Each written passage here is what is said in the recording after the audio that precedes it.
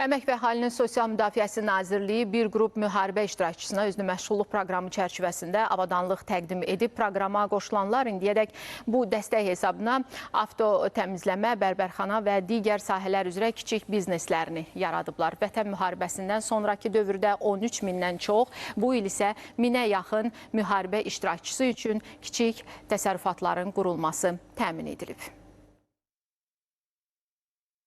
Avadanlıqları götürməklə bağlı məni çağırış etdilər və indi hal-hazırda avadanlıqlarımı götürməyə gəlmişəm.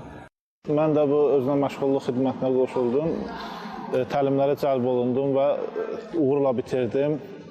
Bugünkü gündə də avadanlıqla təmin olunmuşam. İnşallah öz biznesimi qurub fəaliyyət göstərəcəyəm. Mənim qazi dostlarım məşğulluğa müraciət edib yaralanıblar.